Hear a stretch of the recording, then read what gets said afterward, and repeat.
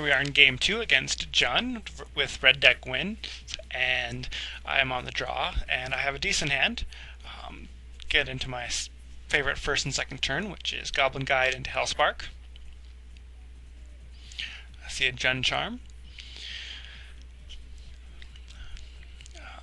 He shuffles, which means I no longer know what's on the top of his. I do not know what he's drawn now. It would have been a Jun Charm. Second turn Dragon's Claw, not a big deal to me generally. I don't really care.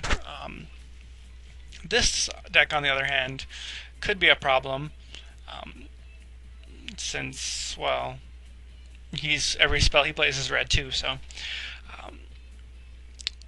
in hindsight, I probably should have played the Geopeat here just in case I drew into another fetch land. It would be much better to have 5 damage on the board for gaining 1 life this turn than having to sneak him through the Dragon's Claw.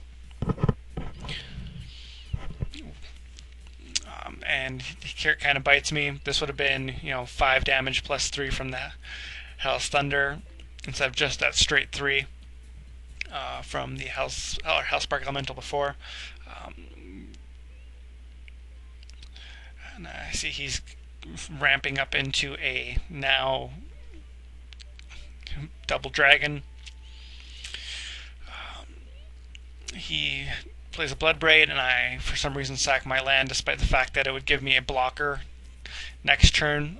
The only way this would make sense is if I was actually going to, use my burn, which I probably should have magma sprayed the Bloodbraid.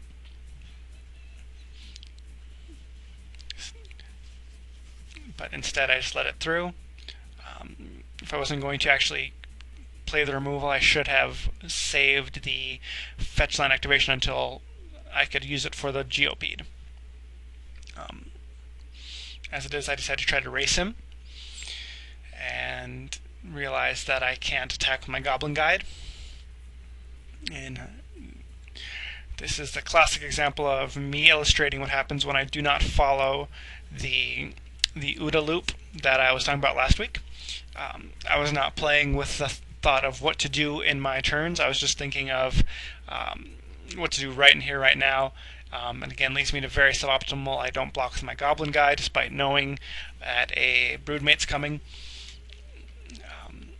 There's really no reason not to, and that pretty much wraps up the game.